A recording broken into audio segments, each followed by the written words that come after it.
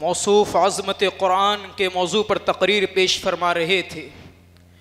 قرآن کریم کی عظمت و مرتبے کے باوجود موجودہ دور میں مسلمانوں کے اس سے بے پرواہی و بے رغبتی کی بنا پر میرے ذہن و دماغ میں علامہ اقبال علیہ الرحمہ کے اشعار گونج رہے تھے کہ یہ ہر کوئی مست میں ذوق تناسانی ہے، ہر کوئی مست میں ذوق تناسانی ہے، تم مسلمان ہو یہ انداز مسلمانی ہے، حیدری فقر ہے نہ دولت عثمانی ہے، تم کو اسلاف سے کیا نسبت روحانی ہے، وہ معزز تھے زمانے میں مسلمان ہو کر اور تم خوار ہوئے تارک قرآن ہو کر۔ اب آئیے مساہمین کی فہرست کو آگے بڑھاتے ہوئے اگلے مساہم کی حیثیت سے میں دعوت اسٹیج دے رہا ہوں محمد اسماعیل سلمہ متعلم عربی سوم کو کہ موصوف تشریف لائیں اور مسلم معاشرے کی بدترین لعنت جہیز کی لعنت پر تبع آزمائی فرمائیں اس شعر کے ساتھ کہ کہاں سے آئی ہے لوگو بتاؤ رسم جہیز، کہاں سے آئی ہے لوگو بتاؤ رسم جہیز، خدا کے دی میں تو اس کا کوئی سراغ نہیں۔ موصوف مائک پر۔ الحمدللہ الحمدللہ الذی وکفى وسلام علی عباده الذین اصطفى اما بعد فاعوذ باللہ من الشیطان الرجیم بسم اللہ الرحمن الرحیم ومن يتعد حدود الله فأولئك هم الظالمون وقال رسول الله صلى الله عليه وسلم من تزوج امرأة لعزها لم يزده الله إلا ذلا ومن تزوجها لمالها لم يزده الله إلا فقرا الى آخرہ او کما قال علیہ الصلاۃ والسلام۔ اسٹیج پر جلوہ فروز علماء کرام اور سامعین مکرم، جو میں نے حدیث پڑھی ہے اس سے صاف واضح ہو گیا کہ جہیز کی لالچ میں نکاح کرنا آدمی کو فقر و فاقہ اور تنگ دستی کے حوالے کر دیتا ہے۔ جہیز کی طمع کرنا آدمی کو ذلت و رسوائی کے بازار میں بیچ دیتا ہے۔ دوستو، شریعت اسلامی میں جہیز دینا جائز ہے، مگر اس کی حقیقت کو بھی سمجھنا ضروری ہے کہ مذہب اسلام میں جہیز تحفہ اور ہدیے کی حیثیت رکھتا ہے۔ اگر باپ اپنی بیٹی کو کچھ ضروری سامان دے دے تو اس میں کوئی حرج نہیں، مگر لینے والے کو اعتراض کرنے کا حق نہیں، مانگنے کا ادھیکار نہیں، سوال کرنا جائز نہیں۔ مگر آج اسی جہیز کے نام پر ہماری بہنوں پر ظلم و زیادتی کی جا رہی ہے، انہیں مارا پیٹا جا رہا ہے، گھر سے باہر نکالا جا رہا ہے، بے عزتی کے ساتھ پھانسی کے پھندوں پر لٹکایا جا رہا ہے، ان پر تیل چھڑک کر انہیں جلایا جا رہا ہے، صرف اس لیے کہ اس معصوم نے بیش بہا جہیز کے ذریعے ان کے دل کو خوش نہیں کیا، اس معصوم نے جہیز کی فہرست کو مکمل نہیں کیا۔ دردمندان ملت، جہیز کے نام پر ظلم کرنے والے ان مجرموں کا احساس دلا دینا چاہتا ہوں کہ تم بھیڑیے ہو، انسانی شکل میں وحشی درندے ہو، اللہ کی مخلوق کے دشمن ہو کہ ایک عورت کی جان کو بے جان سمجھ کر جب چاہا رکھ لیا، جب چاہا چھوڑ دیا، جب چاہا پھانسی پر لٹکا دیا، جب چاہا تیل چھڑک کر جلا دیا اور جب چاہا بے عزت کر دیا۔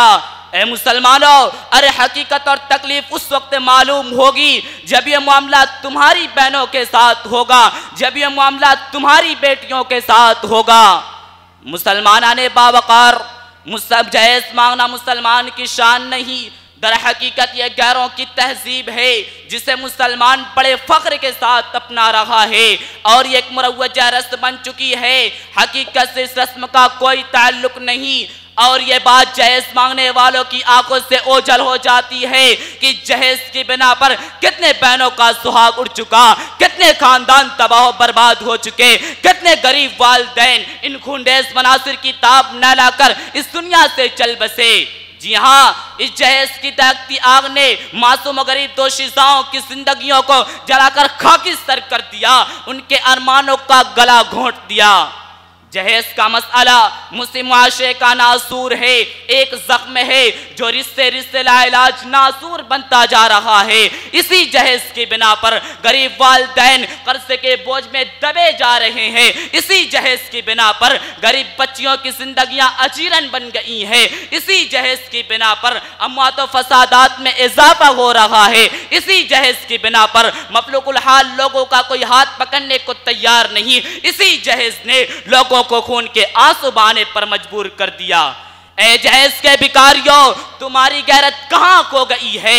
کیا تمہاری غیرت کے لالے پڑ گئے ہیں؟ کیا تمہارے اندر نرمی و رحم کا مادہ ختم ہو گیا ہے؟ کیا تمہارے گھروں میں بہن بیٹی نہیں ہے؟ کیا تمہارے اندر اسلامی تعلیمات کی کوئی قدر نہیں ہے؟ کیا تمہارے اندر اسلامی روایات کا کوئی پاس و لحاظ نہیں ہے؟ کیا تمہارے دلوں میں سنت رسول سے محبت نہیں ہے؟ مجھے بتاؤ، کیا تمہارے دل پتھر سے زیادہ سخت ہو چکے ہیں؟ ارے ذرا غور بھی تو کرو کہ عورت اللہ کی نعمت عظمیٰ ہے جس کا مقام قرآن نے وَقَرْنَ فِي بُيُوتِكُنَّ وَلَا تَبَرَّجْنَ تَبَرُّجَ الْجَاهِلِيَّةِ الْأُولَىٰ کہا، لیکن آج وہی عورت دفتروں، دکانوں، ہوٹلوں، شاپنگ سینٹروں میں غیر محرم مردوں کے سامنے دو چار ہو رہی ہے۔ مجھے بتاؤ، اس باعزت عورت کو غیر محرم مردوں کے سامنے دو چار ہونے پر کس نے مجبور کیا؟ مجھے بتاؤ، اس باپردہ خوشبودار پھول کو گھر سے نکلنے پر کس نے مجبور کیا؟ مجھے بتاؤ، اس پاک دامن عورت کو ہوٹل میں کام کرنے پر کس نے مجبور کیا؟ تم یہ کہنے پر مجبور ہو جاؤ گے کہ غریب والدین اپنی عزت کے بقدر اس معصوم کے ہاتھ نہیں رکھ سکتے، لہذا یہ خود اپنے لیے سامان جہیز فراہم کر رہی ہے۔ پھر شادی کے چند ہی ایام گزرتے ہیں کہ خبر آنے لگتی ہے جہیز کی کمی کی وجہ سے سسرال والوں کی ذاتی بڑھتی جا رہی ہے، جہیز کی کمی کی وجہ سے سسرال والوں کا طعنہ بڑھتا جا رہا ہے۔ حاضرین گرامی، آج جہیز مانگنے والے اور بھیک مانگنے والوں میں کچھ بھی فرق نظر نہیں آ رہا ہے کہ دلہا یا دلہے کے گھر والے ایک بھکاری کی طرح سوال کرتے ہیں اور انٹرنیشنل فقیر بن کر فریج، گاڑی، کولر اور دیگر سامان عیش و عزت خیرات میں مانگتے ہیں، پھر اس خیرات کو لے کر اپنے دوست احباب میں دکھاتے ہوئے ذرا بھی شرم محسوس نہیں کرتے۔ اے نوجوانوں، تمہیں بھی کیا ہو گیا ہے؟ تمہاری غیرت کہاں چلی گئی ہے کہ تم اپنی کمائی سے فون، گاڑی اور دیگر اشیاء خریدتے ہو لیکن جہیز کے نام پر لڑکی والوں سے بھیک مانگتے ہو؟ خدارا نادار و کمزور لوگوں پر ظلم نہ کرو ورنہ تمہیں بھی اپنے کیے کی سزا بھگتنی پڑے گی۔